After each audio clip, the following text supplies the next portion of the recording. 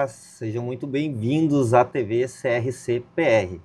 Eu sou Alisson Martins Meurer, professor adjunto do Departamento de Ciências Contábeis da Universidade Federal do Paraná, e hoje começamos uma jornada incrível em nosso primeiro episódio da Escola Técnica ESG, para tratar da introdução ao IFRS S1 e IFRS S2.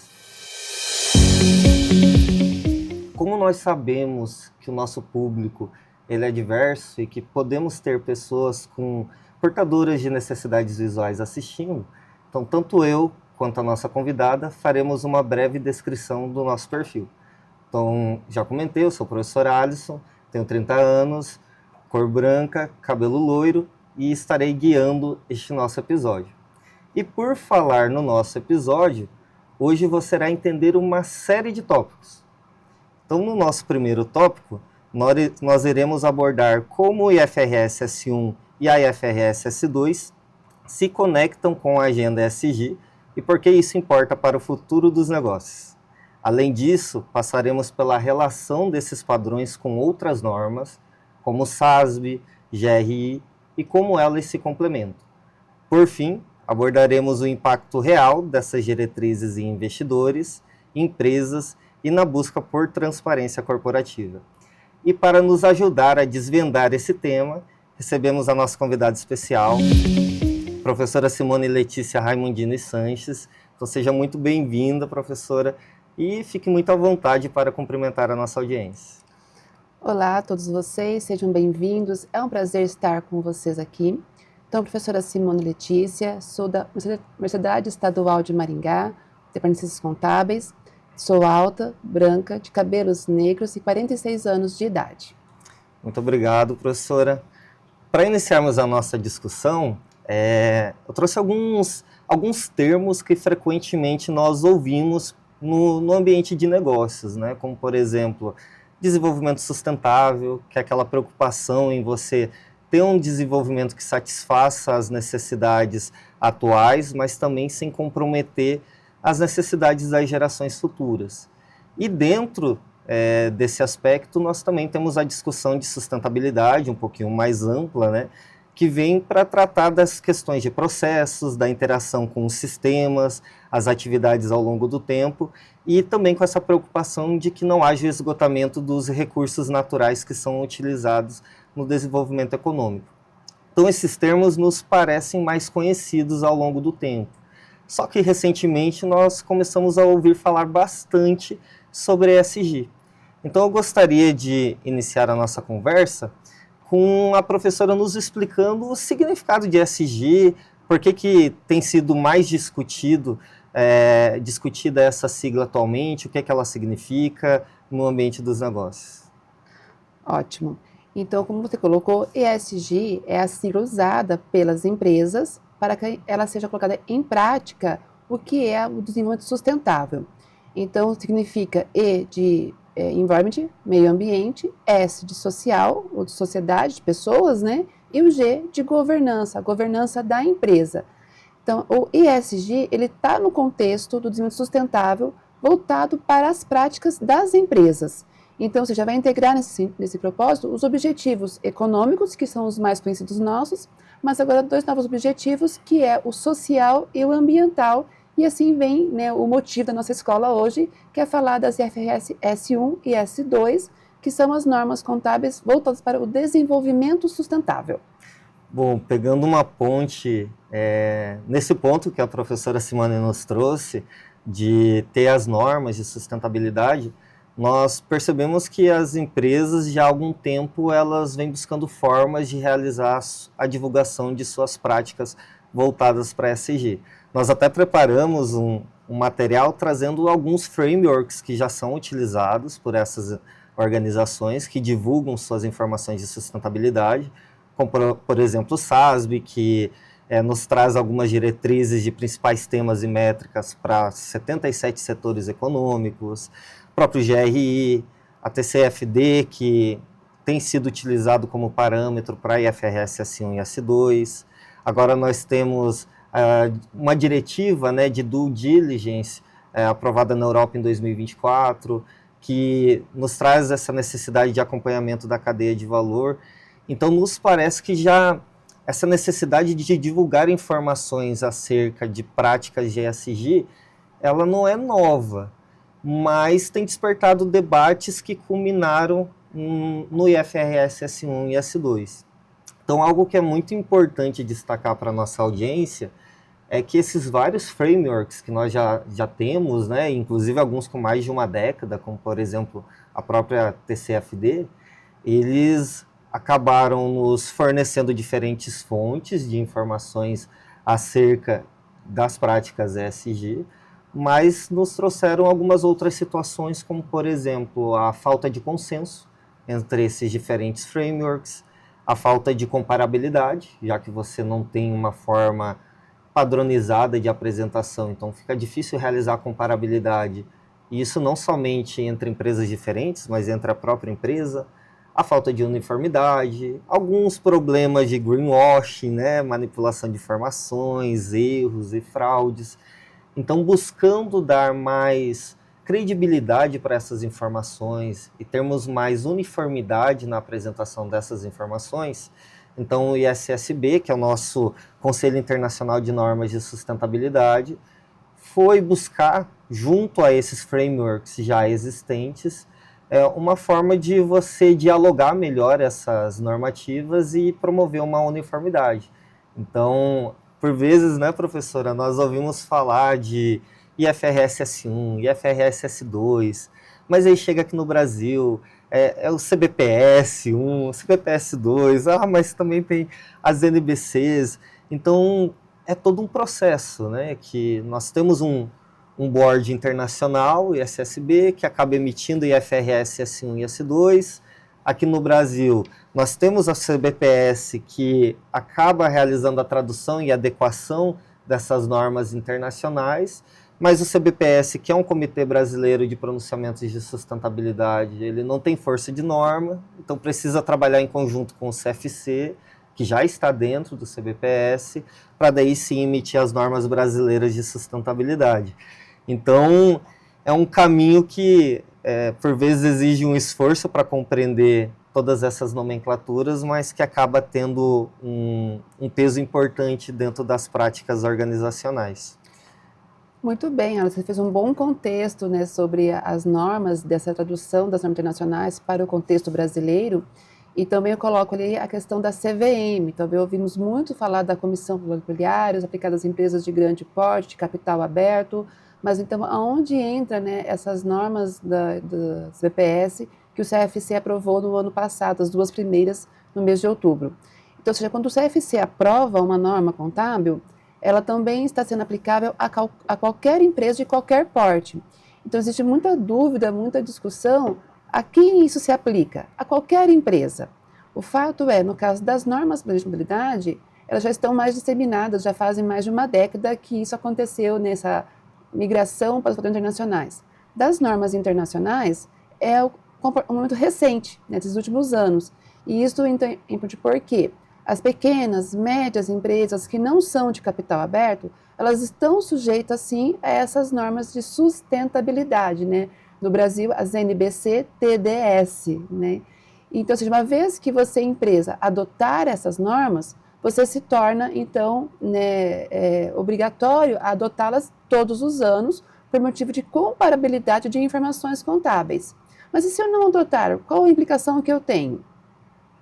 É um grande incentivo que você adote, porque a informação contábil ela vem hoje para justamente dizer qual é o impacto que a empresa tem, né, não só no seu fluxo econômico, financeiro, que é em termos de rentabilidade, endividamento, liquidez, mas também como que esses fatores afetam e são afetados pelos aspectos sociais e ambientais que nós estamos inseridos.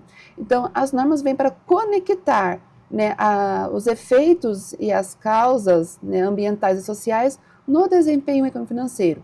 O assunto sustentabilidade já é de décadas, 30, 40 anos atrás, mas eram tratados como assuntos que estavam fora do escopo contábil. Então, esse movimento, vamos dizer assim, não, as ações e as que são afetadas nas empresas que afetam o meio ambiente também é assunto que faz parte da informação contábil. Então, esses padrões que você mencionou há pouco, são padrões que existem sim já há algumas décadas, mas que eles estavam desconectados da contabilidade. E agora a proposta é conectá-los, trazer reportes, né, para quem interessar, então, ou seja, quem interessa isso? Interessa ao credor, interessa ao investidor, interessa ao financiador, ao cliente, ao fornecedor, ao funcionário, à comunidade que a empresa está inserida. Interessa também ao proprietário gestor. Perfeito, então é uma aplicação bem abrangente, né, professora? A professora até trouxe a questão da CVM, e nós temos a norma, mas nós também temos os órgãos reguladores que podem acabar realizando exigências específicas. Então, no caso da CVM, companhias abertas já são obrigadas a seguir FRS S1 e S2. Sim, exatamente. A CVM se antecipou, inclusive, né, em adotar normas que fossem ligadas para a sustentabilidade das empresas de capital aberto, e o Brasil foi um dos pioneiros nessa questão, né, de obrigar as empresas de capital aberto a divulgar suas normas, né, as suas práticas sociais e ambientais ligadas com as informações financeiras. Então, o CFC, logo em seguida, também, o Brasil foi pioneiro nisso, foi um dos primeiros países, mas por quê? A preocupação é de que a informação contábil ela seja sempre completa e de interesse a quaisquer usuários. Então, quando nós falamos de informações de sustentabilidade, nós estamos fazendo uma discussão não só das oportunidades, mas também dos riscos, né? Então, por vezes, nós vemos, além dos órgãos reguladores solicitando essas informações e fazendo uso dessas informações, mas, por exemplo, investidores analisando práticas de ESG na hora de definir onde que irão alocar o seu capital, credores realizando análise de práticas ESG para verificar o fornecimento, por exemplo, ou até mesmo a manutenção de linhas de crédito, definição de taxas de juros. Então, nos parece que é um assunto que tem uma amplitude e que essas informações elas são utilizadas de diferentes formas por esses usuários. Exatamente, porque a informação contábil de cunho financeiro, ela trata de riscos financeiros, mas a empresa não tem apenas riscos financeiros, tem riscos de negócios, e os riscos de negócio também contemplam os não financeiros. Então, as normas de FRS, elas também abordam as questões dos riscos não financeiros que estão afetando o negócio, porém também pode ser oportunidades que a empresa tem, né, para criar medidas que venham proteger, que venham desenvolver, que venham criar outras oportunidades de negócio. Então, é uma visão que se amplia, um escopo realmente amplo, no sentido de que a empresa tem que olhar não somente para o que ela faz, mas o que tudo está envolvido no seu negócio. Isso é interessante porque acaba necessitando ter uma visão holística, não só para a parte financeira, mas para a parte de sustentabilidade, como essas duas informações se convergem.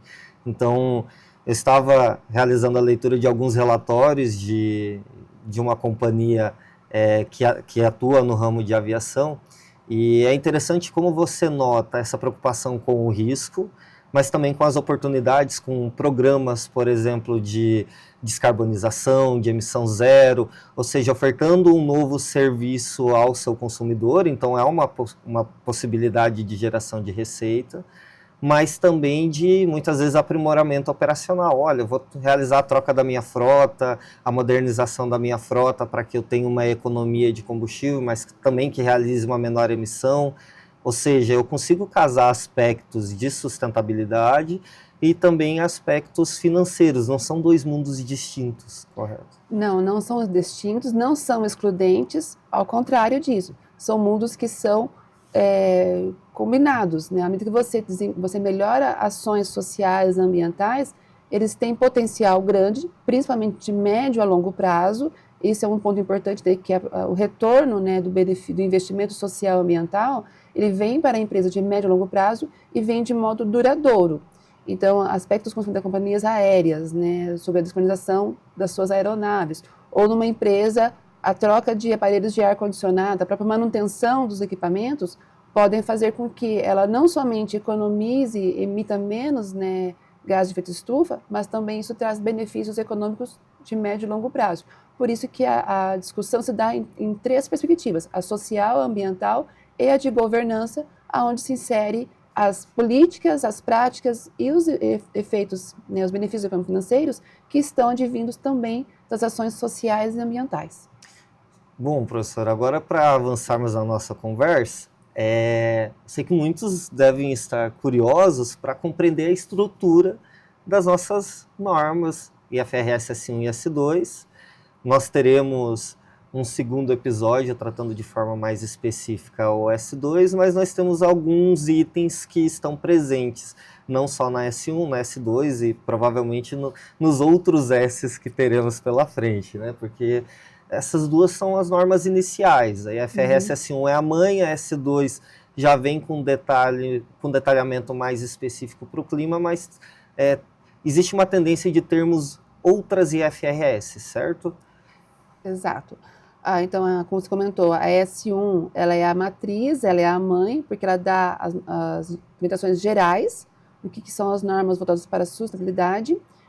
Junto com a S1, também já aplicou a S2, que é de fatores climáticos, mudanças climáticas, então esse é o foco, o tema da S2, e já está para vir mais duas normas, a S3 e a S4, que vão abordar o capital humano, ou seja, as pessoas dentro da empresa e também afetando as pessoas fora da empresa, e a biodiversidade. Então, são as próximas duas normas que, em nível de mundo, já estão em momento de discussão, e em breve teremos também elas somando-se no Brasil para tradução, né, que o CPPS faz e o CFC depois aprova.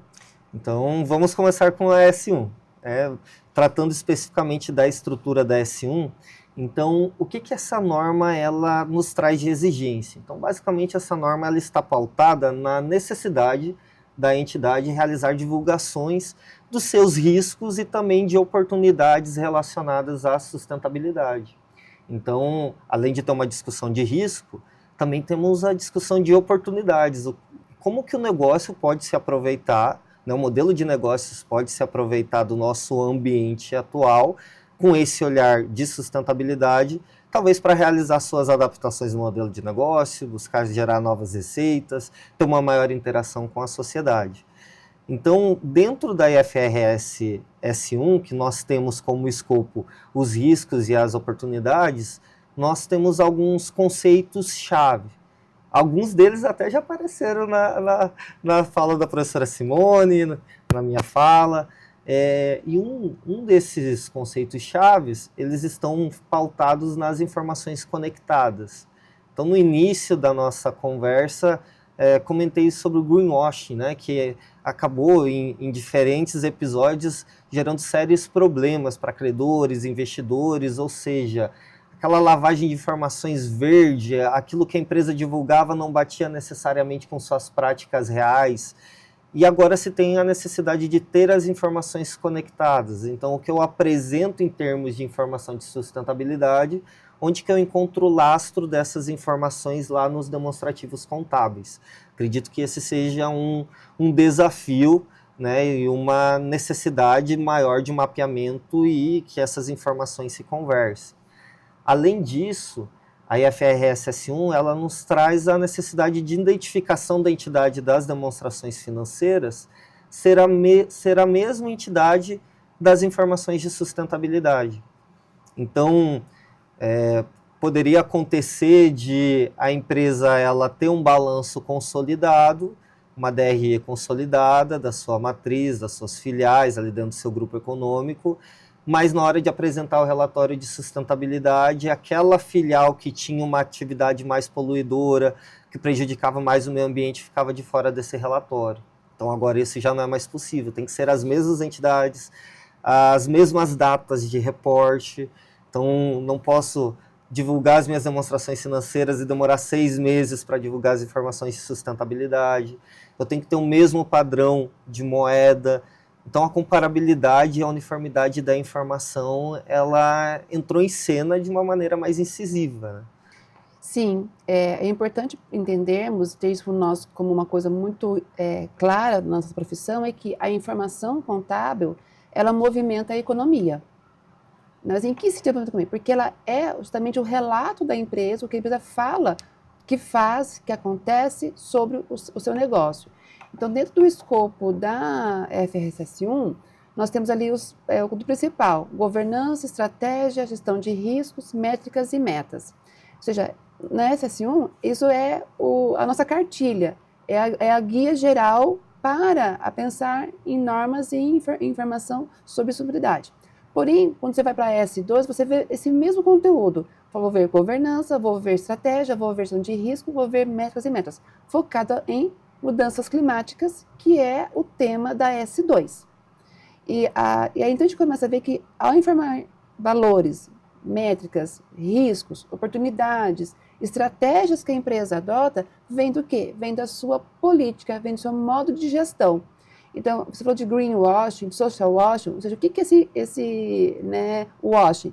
É o falar uma coisa e fazer outra, ou esconder algo que é bom deixar escondido, porque isso vai denegrir a imagem, e mostra aquilo que isso é bom. Não, isso realmente é uma prática de washing, que não deve mais acontecer, né? Bem pratica diminuir e eliminar isso, porque a informação passa agora a ter uma conexão entre o meu resultado econômico-financeiro com os meus resultados sociais e ambientais. Então, a conexão se dá a política, a prática, ações, né, ambientais e sociais, o quanto elas refletem e elas estão conectadas com a DR, com a informação econômica da empresa.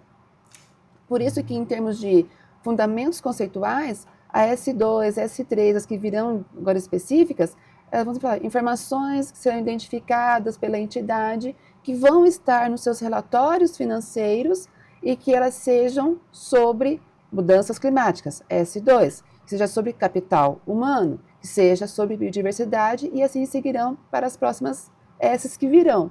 Então, essa conexão de como que o investimento em capital humano da empresa, ela vai refletir na melhoria, nos melhores resultados, e isso vem para o desempenho da empresa.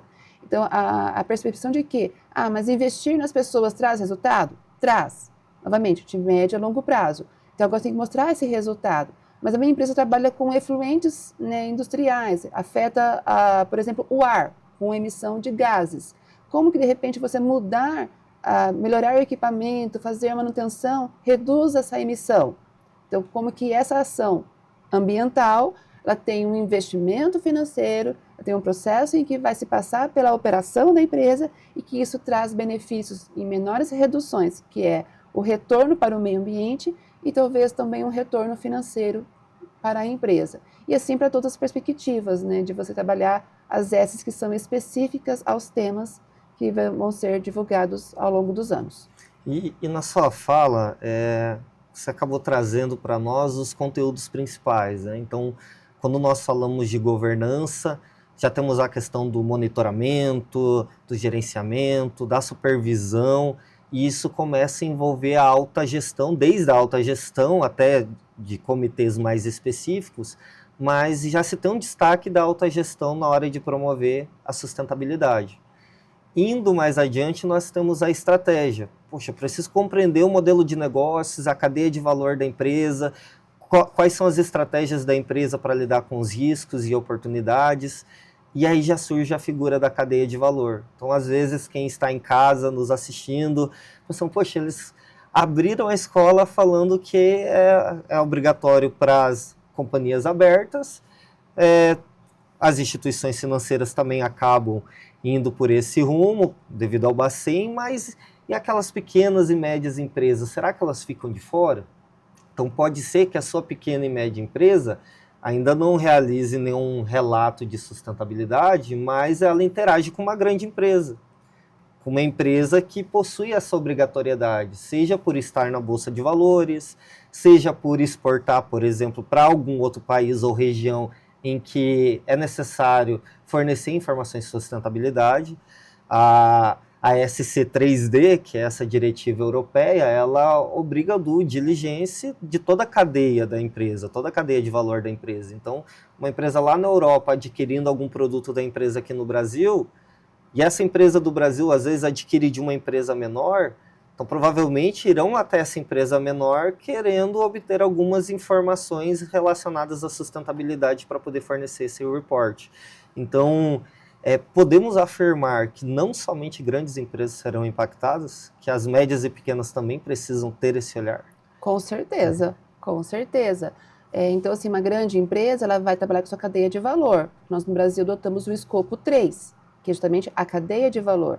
Então, uma grande empresa tem clientes, tem fornecedores, de pequenas e médias empresas, ela vai requerer informações para reportar sobre a sua cadeia de valor.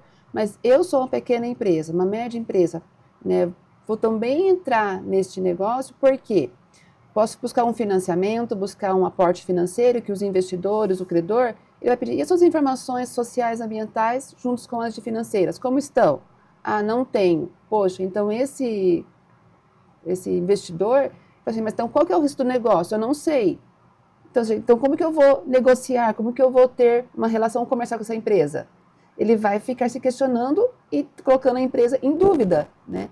Temos um crescimento também de pequenas empresas, grandes, médias empresas, fazendo exportação. E aí, exporta para um país europeu, vai cair na legislação europeia. Como que está o seu negócio? Como que está a sua atividade de cadeia de valor? Eu compro matéria-prima de um outro pequeno negócio. Então, ou seja, você tem que ter esse rastreamento, né, da sua cadeia de valor. Não é porque eu sou pequena empresa, média empresa, que isso está longe de mim. Está perto, muito perto.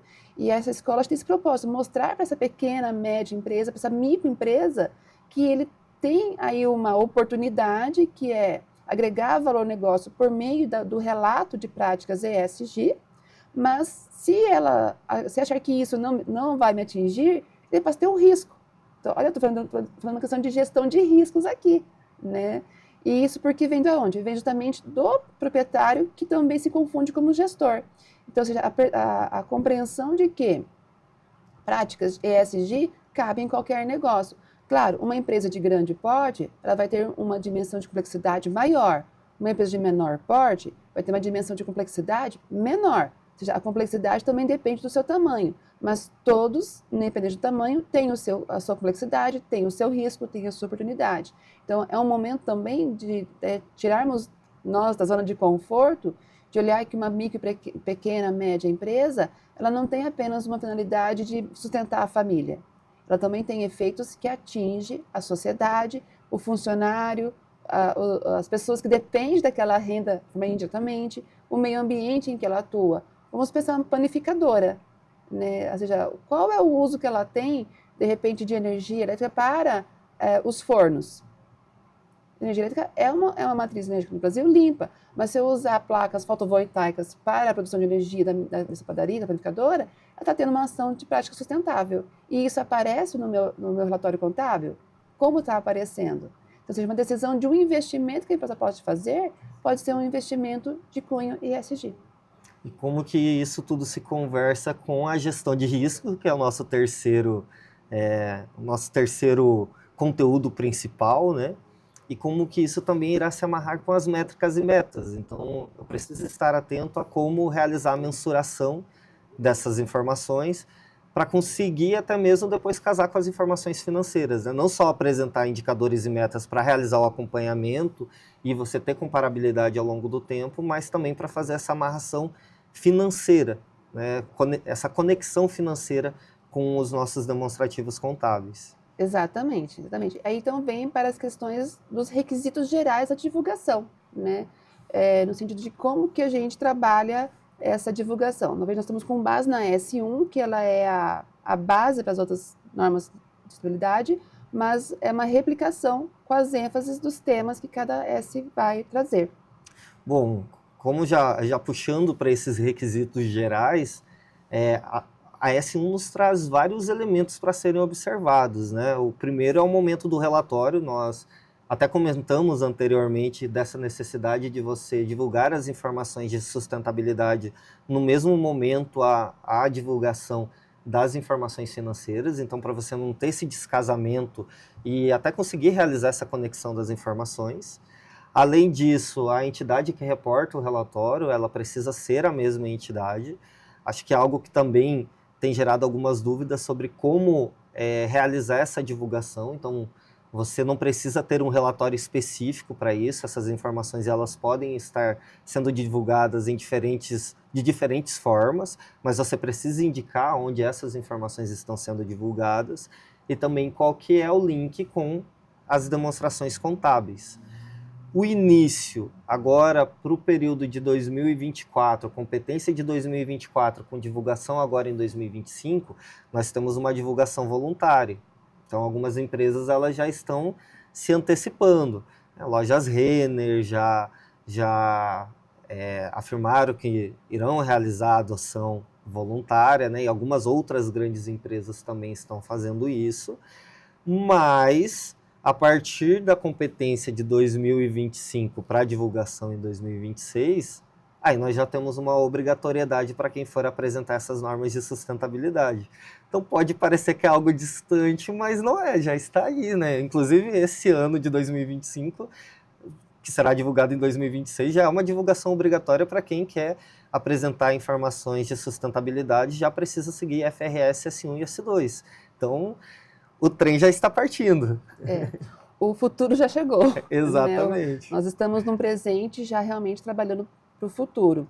Então, você citou Lojas Renner, que é o caso de uma grande empresa, uma SA de capital aberto, né, aonde divulgar isso.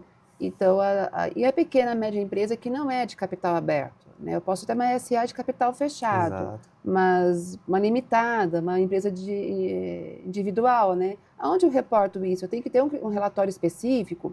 Então, acho que ali onde a empresa começa a ter uma pequena ação de movimento, falo pequena para se tornar grande, né? Ou seja, vamos começar pequeno, mas de forma estruturada, de forma pensada, para depois ir aprimorando. No primeiro ano, eu melhoro as notas explicativas da empresa, no contexto operacional da empresa, notas específicas sobre práticas sociais, ambientais.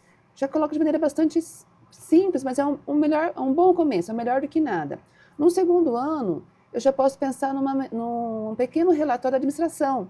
Nossa, mas eu sou uma pequena empresa, faturo, né, 100 milhões de reais, né? O que eu vou fazer? Olha, coloque, né, isso num pequeno administração de 5 páginas. Mas assim, por exemplo, coloque o que você faz, o que você é, e não aquilo que eu gostaria de ser. Porque o gostaria é o que você vai fazer de planejamento, são as metas que você tem. Uma vez que você indicar uma meta, no momento futuro, é dizer o quanto você atingiu daquela meta. Ou seja, a meta é algo para frente, algo futuro, e no futuro dizer o quanto ele atingiu aquela meta. Esse é um dos washes de informação. Você só fala o que vai acontecer anos para frente, e quando aquele ano chega, você não diz como aconteceu. Então, é importante agora colocar assim, a minha meta foi atingir tanto. Corrigir essa meta, corrigir ao longo do período, precisei corrigir. Então, ou seja, essa informação do que eu pretendia, do que eu precisei corrigir e do que eu atingi. Futuro, presente, passado. Então, esses 3 tempos agora caminham juntos. Perfeito. Então, seja uma pequena, média empresa, ela pode começar com notas explicativas e depois ela avançar para um relatório de administração, 3 páginas, 5 páginas, 10 páginas, que tenha um conteúdo que coloque as informações sociais, ambientais e de governança ali juntos, né? Até para um usuário que não seja um investidor, um usuário comum, ele lê de maneira mais facilmente essa política da empresa, essa ação da empresa, essa forma como a empresa se reporta à sociedade. O que eu gosto de comentar também bastante é que as informações contábeis, elas não são informações privadas, são informações públicas. Porém, o nosso comportamento é de tratar como informação privada. E isso é muito ruim para a sociedade. A informação contábil é uma informação pública, informação que move a economia. Então, isso traz para nós uma notação que o que a gente tem, né, de potencial, de valorizar o que é a minha empresa, está por meio da informação contábil. E isso é super interessante, né? Essa questão até da amplitude. Se você é uma empresa menor, você talvez não irá ter um relatório de sustentabilidade já bem estruturado, um relato integrado, algo nesse sentido. Mas caso você já tenha, se for uma empresa maior, ela também não vai deixar isso de lado, né? Então, o IFRS S1, ele nos deixa muito claro que se a empresa ela já tem algum relatório estruturado, ela pode, inclusive nós recomendamos que ela deve, né, utilizar disso que ela já possui de forma estruturada e realizar as adequações necessárias. Então, o importante é que você não tenha um conflito do seu relatório, do framework que você estava seguindo, eu estava seguindo o GRI, por exemplo, que não conflite com o IFRS S1, mas sim que eles se complementem. E, além disso, nós temos algumas outras questões relacionadas à divulgação. Então, é necessário que a empresa defina os temas materiais, e isso nós temos itens específicos na norma para tratar dos temas materiais. Daqui a pouco iremos conversar mais sobre isso, né, professora? Também observar os nossos 4 eixos de governança, de estratégia, gestão de riscos e métricas e metas, que já vinha da estrutura do TCFD e foi trazido para cá. Além disso, elaborar divulgações sobre sustentabilidade, observando outras normas, como por exemplo o SASB, CDSB ou indicadores de RI, se for aplicáveis. Então, a IFRS S1 e, consequentemente, as outras IFRS, né, que nós estamos dando um foco maior para a norma-mãe, digamos assim, ela olha com bastante carinho essas outras normas, até porque ela foi, digamos assim, buscar dessas outras fontes para ser estruturada. Então, nós temos uma série de itens que eles precisam ser observados. E agora, no início, que talvez as empresas não tenham um processo tão bem estruturado, que a definição de métricas, por vezes, se elas forem métricas prospectivas, será necessário utilizar fontes estimadas, cálculos estimados. Então, existe também uma preocupação relacionada aos julgamentos, incertezas e erros. Então, é muito importante que a empresa também divulgue como que ela realizou essas estimativas e quais são os riscos que permeiam essas estimativas. Então, é necessário ter esse olhar também, não só para os riscos da empresa, mas para os riscos da informação que está sendo divulgada. Porque essa informação ela pode ser realizada com base em estimativa e toda estimativa possui uma abertura ali para um erro de estimativa. Então, é preciso desse acompanhamento contínuo, certo? Exato. Então, assim, o que pode acontecer neste começo das empresas é trabalhar com julgamentos, incertezas e as possibilidades de erros, né? Porque julgar é algo que a gente não tem certo o que é, né? E onde precisa melhorar bastante o processo de controles internos. O que a gente encontra no dia a dia é que esse controle interno ele está de maneira não formalizada. Então, ou seja, quem faz, ele faz porque alguém passou daquela forma ou ele foi desenvolvendo, mas ele não coloca isso de maneira que uma pessoa que depois sucede àquela prática, ele sabe como estava fazendo.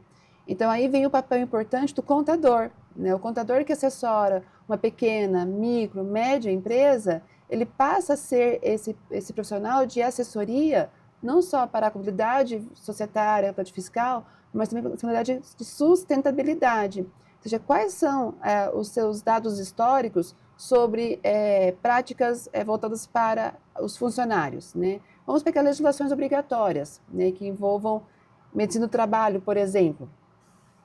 Qual é o histórico que você tem de acidentes de trabalho, de doenças ocupacionais, de faltas justificadas por motivos, né, de pequenas doenças que ocorrem 2, 3 vezes, 3 dias de falta, né? Então, ou seja, isso são pequenas informações que passam agora a fazer sentido, por exemplo, social, porque é uma relação da empresa com a pessoa, né?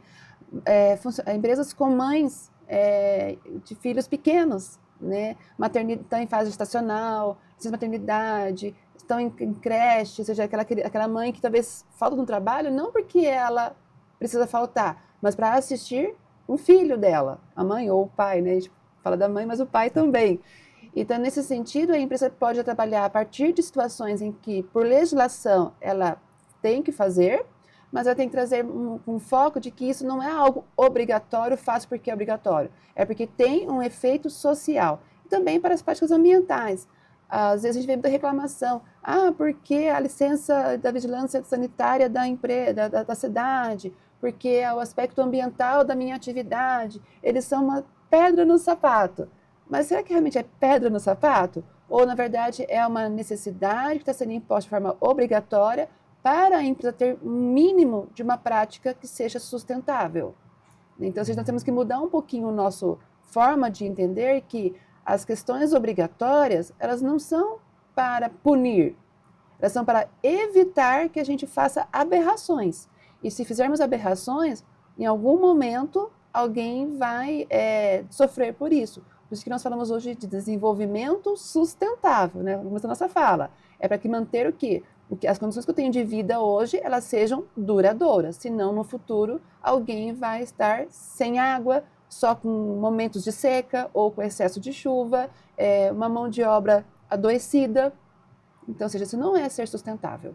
E como isso passa desde o amplo, né, de nós termos definido alguns elementos de governança, como o papel do conselho de administração relacionado a essa temática, talvez o estabelecimento de um comitê de sustentabilidade dentro da empresa, revisão de processos de gestão de risco, definição de políticas, aspectos culturais dentro das organizações, que normalmente onde, né, mais se sofre assim, entre aspas, né, em termos de conscientização das pessoas comprarem essa ideia, digamos assim, aderirem a essas práticas, mas nós também temos uma parte mais específica, mais operacional, de levantamento de dados, de acompanhamento de informações, de aprovações, de estabelecimento de controles adicionais, e tudo isso nos gera alguns desafios.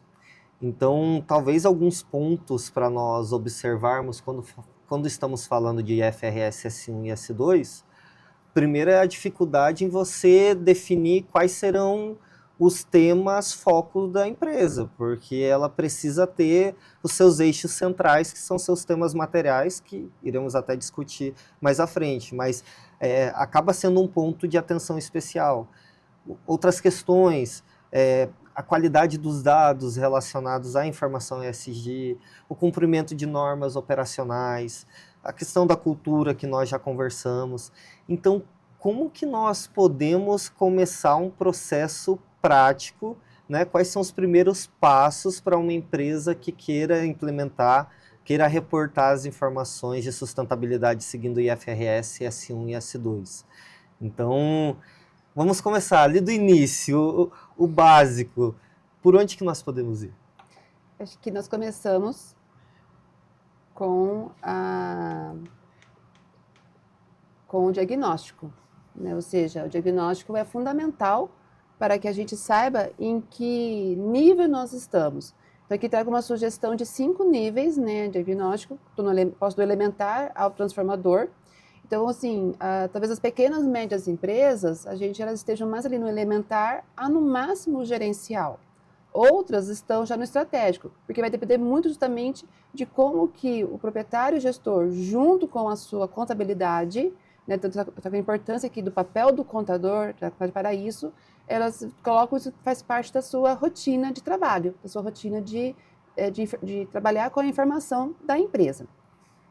Então, no nível elementar, talvez a pergunta seja assim, o que é que eu faço com isso, né? Ou seja, por que serve isso? Eu não tenho nem a resposta, porque é um momento realmente de desconhecimento. A pessoa fala, isso não serve, isso não é para mim, isso é para os outros, né? Mas porque você realmente desconhece isso no seu negócio, ou seja, é a total desinformação no sentido de que você tem desconhecimento do que é ESG, né? Aí quando você vai para um nível não integrado, você já até considera, tô ouvindo falar isso, parece ser importante, mas não sei bem por quê, nem por onde começo, aonde eu busco, quem pode, né, me ajudar nisso. Aí destaca o papel do contador, ser essa pessoa de informação, pessoa que vai levar esse conhecimento para entender que a informação que ele tem na empresa é uma informação importante. Muitas vezes está num nível bem desintegrado mesmo, né, de informações, cada coisa na sua caixinha, as caixinhas não se conversam, e às vezes o que está de informação naquele escopo, ela também tem dúvidas sobre a qualidade. Sobre a qualidade dos dados, é fundamental que os dados tenham qualidade. E é um processo de mudança, é um processo de você ir melhorando, aperfeiçoando isso. E aí o foco operacional, né, o nível gerencial, que tem já um foco mais operacional. Você começa a perceber que aquele cuidado com o meio ambiente, o cuidado com o elemento social, cuidado com a gestão da empresa faz diferença no seu negócio.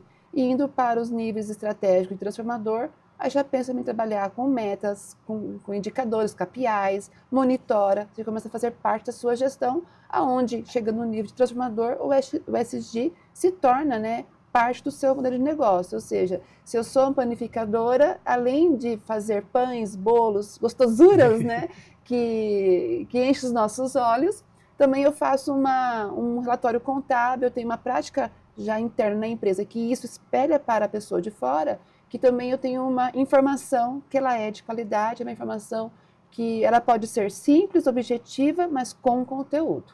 Então, nesse sentido, a ideia de que quando nós estamos no nível elementar ou não integrado, é de que nós busquemos o conhecimento, ou seja, tomar consciência do que é esse assunto, desenvolvimento sustentável, ESG, no contexto do meu negócio.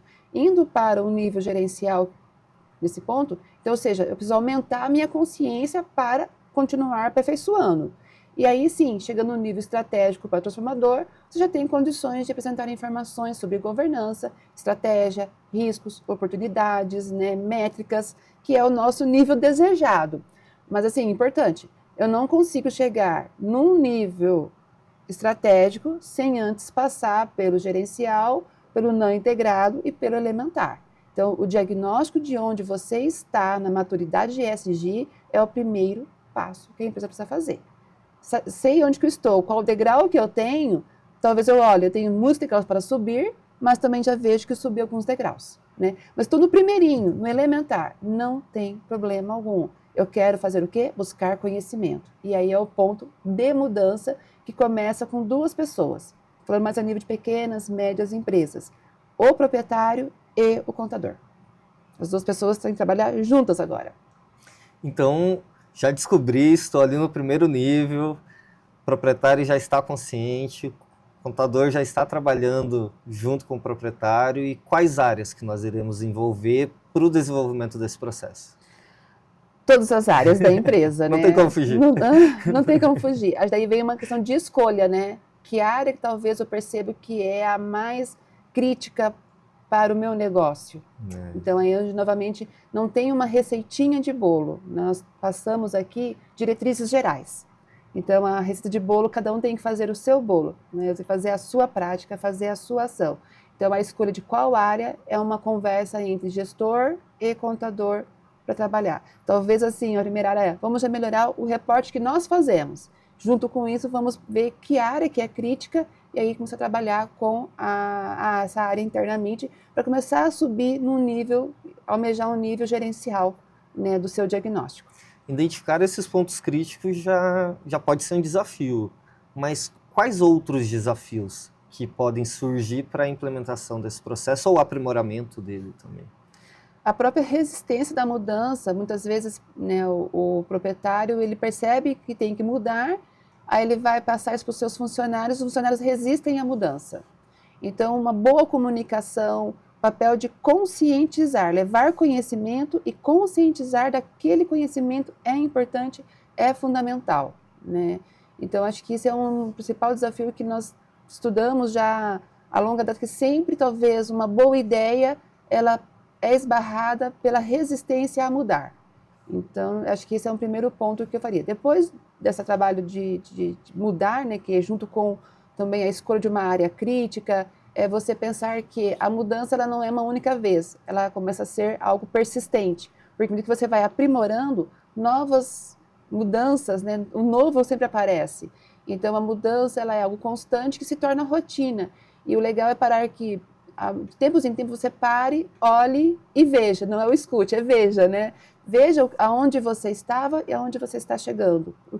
Quais foram os desvios que foram tomados, né? Ou seja, aquilo que você planejou, pôs como meta e não atingiu, mas também quais foram os caminhos que você seguiu. E assim você vai acertando a sua conduta, acertando o seu modelo de negócio. E faz muita diferença isso, porque hoje eu já percebo que novos empresários, principalmente aqueles uns que trabalham com negócios dinâmicos, negócios das startups, por exemplo, eles já vêm com essa preocupação de entender o todo da empresa. E aí o contador está preparado para orientar o todo? Ou ele está preparado para orientar o quê? Só o aspecto societário, fiscal, contábil? E o ESG, como que fica?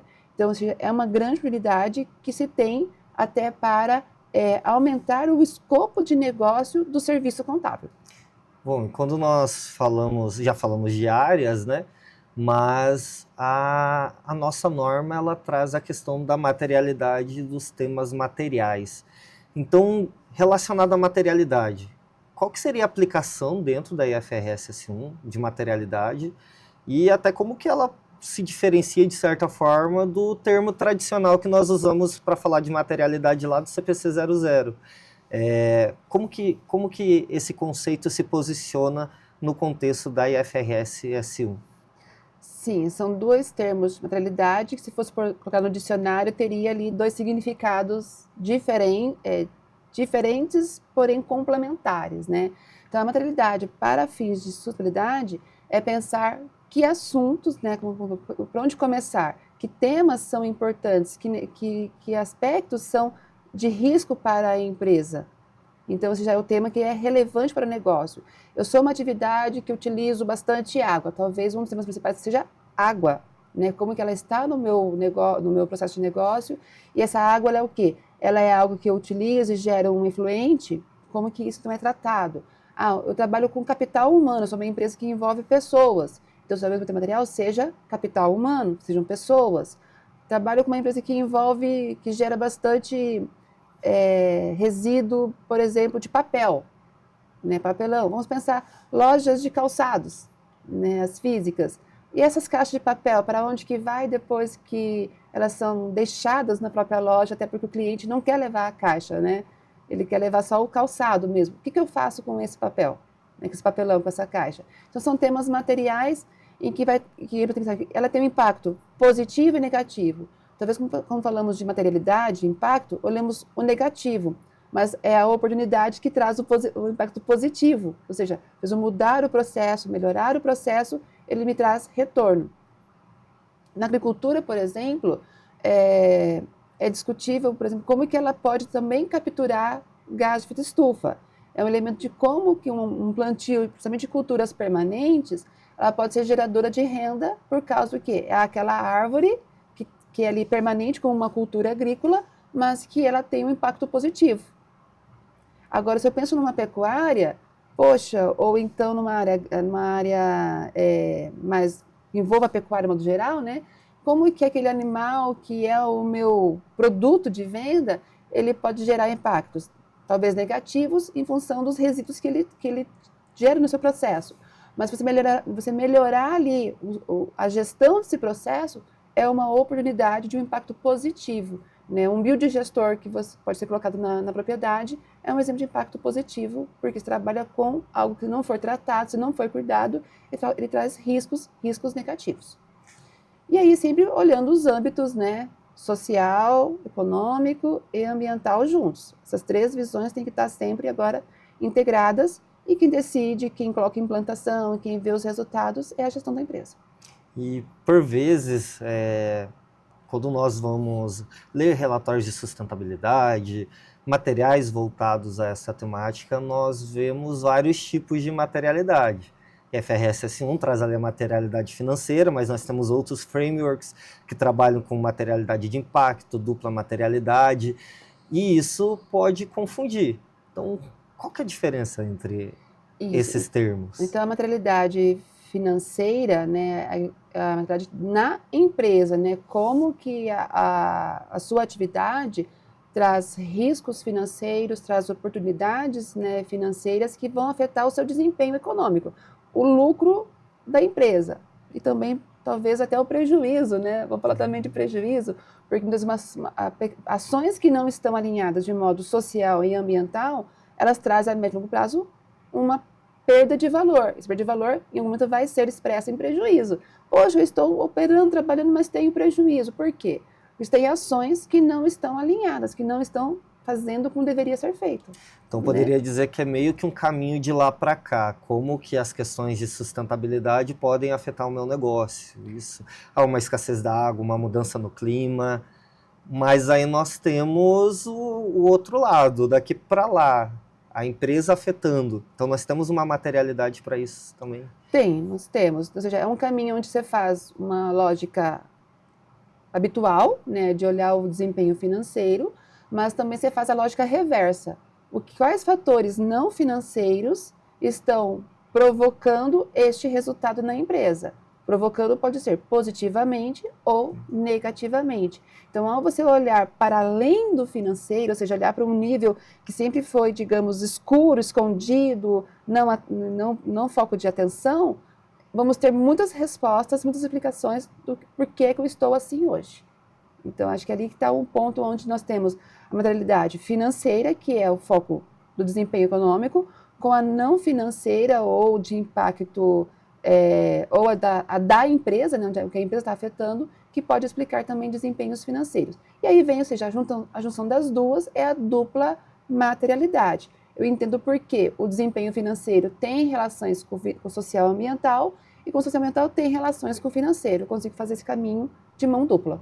E isso é muito importante ficar atento, porque IFRS S1 e a S2, né, nós estamos tratando de materialidade financeira, então como que essas questões podem afetar aspectos financeiros da empresa. Mas nós já sabemos que temos outros frameworks que também trabalham como que a empresa afeta o ambiente e também como ela é afetada, a dupla materialidade. Talvez no futuro nós podemos sair de uma financeira e ir para uma dupla materialidade, não sabemos, mas é importante ficar atento a esses diferentes tipos de materialidade.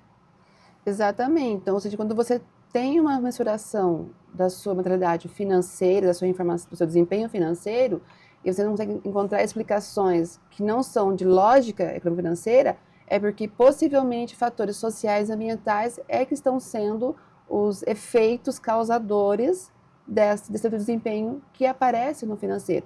Então, dos pontos que eu chamo a atenção é o desempenho financeiro, ele é mais palpável, ele é mais perceptível, até um pouco na nossa raiz, né, de formação. Mas o desempenho social e econômico, eles são hoje fundamentais para compreender como é que o seu negócio ele se mantém sustentável, ele se mantém perene, se mantém duradouro. Então, o impacto, ele, como se mostra nessa figura, é o quanto que a empresa tem efeitos de fora para dentro, mas também de dentro para fora. Se você conseguir fazer esse ciclo, a empresa impactando no seu ambiente externo, o ambiente externo impactando na empresa, conseguir enxergar esse loop, enxergar esse ciclo, você tem a visão da dupla materialidade. Mas, novamente, para chegar na dupla, eu começo com a materialidade simples, geralmente pela financeira. Não entendi todos os motivos do desempenho financeiro, então vou fazer um esforço, aí tirar a resistência da frente, deixar isso não me afeta, vou entender, vou me aprofundar, vou entrar naquele ambiente escuro, que não é tão escuro assim, porque quando você começa a mergulhar num negócio que você não conhece, você vai ter sim dificuldades iniciais, mas vai aparecer uma luz. A luz no túnel existe, gente, então temos que só achar o lugar que ela é acendida para a gente ver essas informações que talvez nós não estamos acostumados ainda a vê-las e principalmente compreendê-las. E como isso é interessante, porque por mais que nós estamos tratando de materialidade financeira dentro das normas, o seu impacto, por exemplo, em relação ao meio ambiente ou em relação à sociedade, em um momento futuro, e esse momento futuro pode ser até não tão distante assim, pode impactar financeiramente a empresa. Então, eu vou reportar questões de estiagem e o quanto que a falta de água pode afetar a minha empresa. Ok, mas quando eu consumo água e não faço o tratamento dos resíduos, e vou lá e afeto uma nascente do rio, isso também pode me provocar algum dano financeiro futuro mais à frente. Ou quando trabalhamos com pessoas, olha, nós podemos sofrer com a falta de mão de obra qualificada, ser impactado. Mas quando eu emprego e não dou uma formação, não dou um incentivo à formação desse funcionário, uma remuneração adequada, ou seja, eu também impacto nessa minha mão de obra e eu posso ser impactada pela falta de uma mão de obra mais à frente que tem uma formação adequada. Então, é algo que se retroalimenta, certo? Então, acho que nesse sentido, você, Alisson, me deu agora uma ideia de um exemplo bem interessante. Vamos pensar o caso de uma lavanderia. Ela usa muita energia elétrica para as máquinas de lavagem, então para aquecimento e secagem, passar as roupas, mas também usa muita água. Exato. Né? Então, ou seja, de um lado eu poderia ter uma ação onde eu posso minimizar o uso da energia, mas estou numa região que não tem incidência de sol para justificar investimento em placas fotovoltaicas e nem para justificar investimento em aquecimento solar. Mas, em termos de energia fotovoltaica, você tem formas de comprar isso hoje de cooperativas de energia. Então, ou seja, você pode fazer isso no Mercado Livre, por exemplo. Então, ou seja, é uma mudança onde quando você passa a comprar créditos de energia solar, você está tendo um efeito econômico que reduz o teu custo de energia elétrica, mas está alimentando em algum outro lugar aquela produção de energia limpa, que é mais limpa que a energia elétrica, porque a energia elétrica, como nós temos aqui no Brasil, as represas, elas têm efeitos ambientais, têm efeitos sociais, né? Mas foi uma matriz que nós construímos há 50, 60 anos atrás. Hoje temos condições de tecnologia de matriz mais limpa ainda. E a água? Para onde que vai aquela água com aquele sabão, né? O sabão é um produto químico, que quando ele cai no descarte de um esgoto comum, a estação de tratamento não tem condições de eliminar todo o produto químico que está naquele sabão, que vai para mais elementos químicos para fazer a limpeza, que vai voltar para onde? Para um rio, que vai atingir uma flora, uma fauna, e que volta em algum momento para a alimentação humana e até mesmo animal. Se retroalimenta. Exatamente. Essa é a cadeia de valor que a gente tem que enxergar. Ela não é direta, ela tem muitas etapas. Entender essas etapas indiretas, ela é fundamental. Então, o primeiro passo, já sabemos que é a definição dos temas materiais. Identifiquei os temas materiais. Eles podem ter graus de importância diferentes. Poderia comentar para nós um pouco sobre a matriz de materialidade, como que ela funciona, a estrutura? Então, aqui eu trago para vocês um exemplo da matriz financeira e da matriz não financeira, né? Ou seja, a matriz que é aquela que estamos acostumados a falar, do meu resultado, do desempenho, que então ela tem uma chance de acontecer e um efeito direto no desempenho da empresa.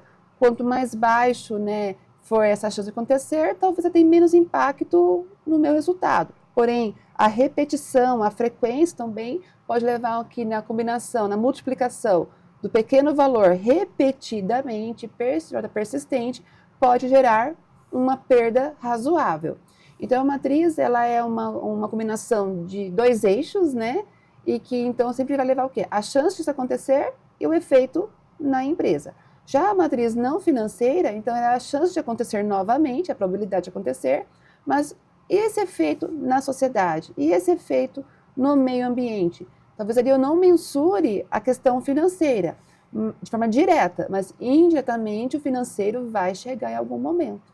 Perfeito. Né? Então, ou seja, talvez pegando o caso da lavanderia, aí eu não tenho um gasto para o tratamento dessa água, então eu despejo no esgoto comum, né, na rede comum de coleta de água.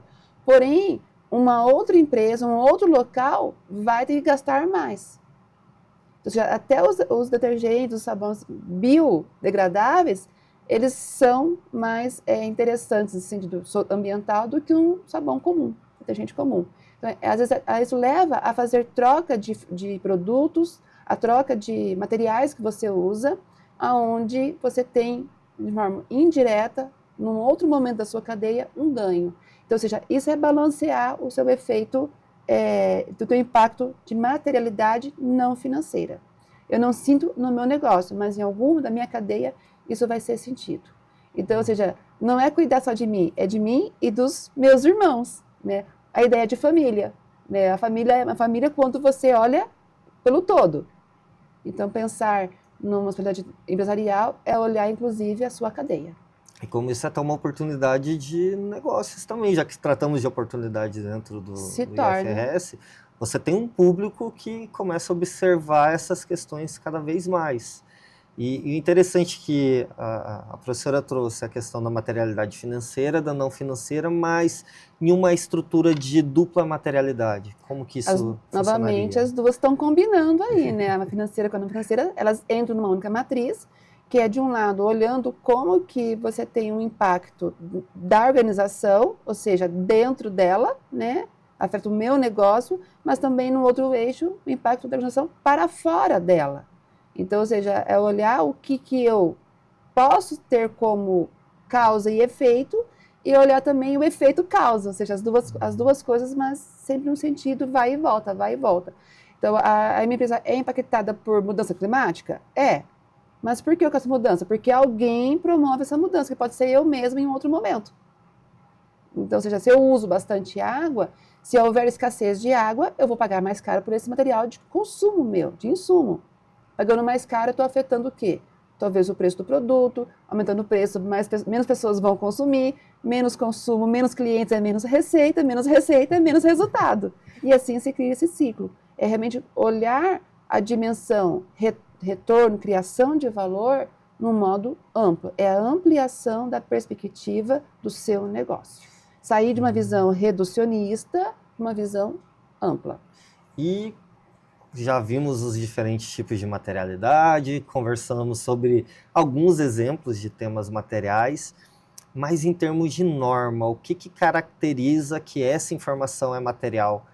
E isso pode até te ajudar a selecionar essas informações materiais, né? Então, como que a norma aborda essa temática?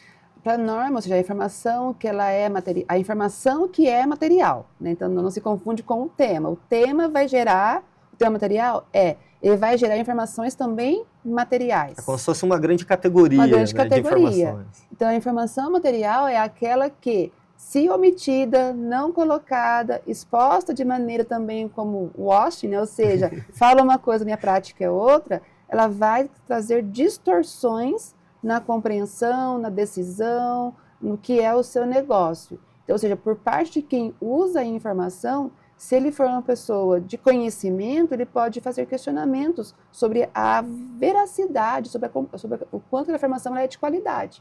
Então, a informação material é aquela que vai influenciar, né? Ela vai trazer uma mudança de opinião, uma mudança de decisão para quem está usando.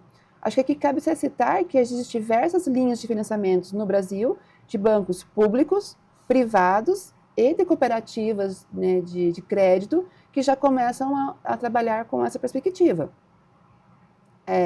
Ao propor uma linha de financiamento, ela vai assim, mas a informação sua sobre isso, qual que é? Né? Não, eu não tenho informação, então a sua linha de crédito não é permitida, né? Porque a tua informação não condiz para obter o quê? Uma menor taxa de juros, mas diminui 0,5%. 0,5% em cima de um valor de 1 milhão a 36 meses, quanto que isso reduz o teu custo financeiro? E nós começamos a ter, por exemplo, linhas para ações específicas, mas também é muito provável que linhas para empresas que divulgam essas informações, linhas quando eu digo com taxas menores, né, linhas específicas, elas também possam começar a surgir cada vez mais porque estamos falando de risco, certo? Imagina uma empresa numa determinada localidade que possa ter problemas com encontrar mão de obra, problemas com abastecimento de água, que foram os 2 exemplos que nós trouxemos. Isso pode trazer um risco maior para a sua atividade, impactar o seu desempenho financeiro e diminuir a possibilidade de pagamento desse crédito. Certo? Com certeza, com certeza. Então, os financiadores eles vão começar a trabalhar nessa questão do crédito a partir da informação que você relata. Eu levo o balanço, levo a DR, levo o fluxo de caixa e também a informação, né, sobre ESG da empresa. Então, poderia, para fazer um fechamento desse tema de materialidade, ou pelo menos encaminhar para esse fechamento, nos indicar como que podemos estruturar um processo de materialidade financeira dentro da empresa? Então, e compreender as normas contábeis, FRS é fundamental, ou seja, conhecê-la, identificar isso no negócio da empresa, né, qual norma talvez mais vou ter aderência entre as que vão ser específicas, né, aquelas que mais afetam o meu negócio. Aí vem, então, os fatores financeiros e internos da empresa, os fatores não financeiros, que são externos à empresa, mas também alguns internos que se comunicam, que são os qualitativos. Aí, então, a informação financeira num relatório da empresa pode começar por uma melhoria na explicativa, depois avança para um relatório específico, depois vai avançando para relatórios mais incorporados, mais encorpados, né? E assim, a informação se torna material para aquele que vai usá-la. E eu sei que nós temos uma série de empresas que já realizam a divulgação dessas informações de diferentes formas, esses relatórios são riquíssimos, né? Mas puxando o gancho aqui para o Paraná, nós temos já exemplos de empresas que têm realizado esse tipo de divulgação. Poderia comentar brevemente sobre algumas delas? Temos, né? Temos já vários casos de paranaenses, vamos dizer assim, né? Sobre divulgação de informações ESG. Então, eu trouxe aqui 2 casos para ilustrar, não é um caso de julgar se é uma boa ou má informação, não é um caso de dizer, vou fazer igual a empresa A ou a empresa B que a escola trouxe, mas sim é um exemplo de uma ideia de como se faz. A GT Foods, uma empresa, né, maringaense, então uma empresa do interior do Paraná, onde ela mostra aqui como que ela está relatando a sua dupla materialidade, né? E então os impactos que ela tem, ou seja, nossos impactos sociais, ambientais, financeiros, de nossas operações, ou seja, interno e externo, e a capacidade que isso cria de valor para a empresa. Então, ou seja, olha a informação que ela leva para o seu público. E em seguida, como que ela reporta isso. Então, aqui tem um recorte, né, do seu relatório de disponibilidade com informações que se referem sobre os seus produtos, sobre a ética que ela tem, ao G aqui de governança, né? Água e efluentes é uma atividade que usa muita água, então água é um tema material para ela, porque são alguns de temas materiais, de abordagem que se faz, como que ela liga com indicadores, né, que ela possui do GRI e outros, e principalmente com as ODS também. Então ela mostra bem a dimensão sustentável da empresa até no nível macro. Um outro exemplo também é da Copel. A Copel, ela também tem a matriz de dupla materialidade, que ela trabalha alguns temas, né, como alta prioridade, porque tem um impacto alto na empresa, mas também tem uma ocorrência frequente, ou seja, a probabilidade versus o peso que isso tem no negócio. Então, ela trabalha isso também de maneira bem interessante, fazendo uma matriz de pontuação. Então, ou seja, mostrar que você tem um tema é um nível de informação, mas quando você pontua isso, você tem um nível maior, né, de divulgação, porque você conseguiu desenvolver métricas, KPIs. Ou seja, fazer um KPI não é uma coisa que sai do zero, você tem que ter um histórico, um processo de como desenvolve um indicador, porque ele tem que medir algo que tem que ser medido, ele não pode ser uma medida aleatória. Então, vocês são um exemplo de, talvez, de níveis de informação que as empresas estão reportando, cada um no seu tempo de maturidade. No diagnóstico lá atrás que nós comentamos, a maturidade que eu tenho sobre informações ESG. Bom, realizamos a emissão do relatório, né, estruturamos ele dentro da empresa, e aí nós temos algumas figuras, como os auditores, os órgãos reguladores. Como que esses relatórios têm sido interpretados, ou pelo menos esses primeiros relatórios, qual que é a tendência de uso desses primeiros relatórios? Haverá uma cobrança maior, ou ainda é um processo inicial, que nós temos uma certa abertura agora no começo para ter um menor volume de informações? Poderia compartilhar conosco? Então, sobre os relatórios de auditoria, no momento eles estão sendo relatórios com asseguração limitada, ou seja, eles estão dizendo que o que eles estão avaliando não gera, né, uma desconformidade. Depois de 2026 vão ser assegurações, né, razoáveis, vão ter que afirmar positivamente, né, aquilo está de acordo, mas assim, para a pequena e média empresa, como que eu posso usar isso? Posso usar isso como um benchmark, ou seja, aprender com quem já está na minha frente. Acho que isso é bem interessante também colocar que eu estou no degrau 1, tenho 5 degraus para subir. O que o 2 já fez que eu não estou fazendo? Olha o benchmark ali, né? Sempre não é o copiar, colar, não é a receita do fulano aplicado a mim. É aquela receita adaptada ao meu negócio. Então, se existem relatórios de diretoria que vão vir com informações com asseguração limitada, e eu não tenho nem sequer isso ainda, o que eu preciso fazer para atingir? Quando tiver asseguração razoável, o que a empresa está fazendo, né, que chega a este nível? Então, é sempre olhar que quem está na minha frente eu aprendo com eles e quem está atrás de mim, se eu não cuidar, vão estar chegando, me alcançando e aí eu tenho o risco de ficar para trás. É interessante essa fala da professora, porque às vezes pode ser que gere algum desespero ou algo nesse sentido, mas eu lembro de estar conversando com uma pessoa da superintendência de governança de uma grande empresa e ela comentava algo por esse caminho. Olha, nós somos uma grande empresa, mas nós também temos muitas dúvidas, e eles estão na bolsa. E nós estamos conversando com as outras empresas para tentar identificar a melhor forma, os melhores indicadores, as melhores métricas. Então, é um processo de aprendizagem conjunto e que não temos uma receita de bolo, certo? E aí nós temos alguns desafios que eles estão postos para os profissionais contábeis. Acredito que a necessidade de aprofundamento nas normas, de capacitação, de busca de conhecimento, esse é um importante espaço que o CRC está proporcionando em termos de disseminação de conhecimento. Então, nós temos uma grande oportunidade em termos de carreira e também um grande desafio para nos mantermos atualizados. Você teria mais alguma dica para essas pessoas? Eu vou até descontar um pouquinho. Calma no desespero, tá? Porque calma no desespero. Ou seja, então é um momento realmente que traz uma insegurança, traz um desconforto para nós, mas se nós não mantivermos calma neste momento, você toma decisões equivocadas, né? Ou seja, até para qual é o caminho que eu vou seguir. Então, ou seja, mantenha sempre a sua racionalidade humana dentro do nível de comportamento guiado por decisões tomadas com segurança, né? A calma no desespero também aí. Mas por quê? É um momento que se eu não fizer isso, aí sim o desespero vai bater e o desespero vai ser alto e vai ter um custo para a empresa. A empresa não vai estar com práticas minimamente relatadas, os credores, os financiadores vão começar a limitar crédito, vão começar a te cobrar mais por isso, né, as taxas de juros, as garantias reais, as garantias, né, que vão exigir na sua linha de crédito. É o fornecedor que vai restringir porque ele vai precisar desse mapeamento seu e você não tem. É o cliente que vai pedir para comprar de você e vai dizer que não tem.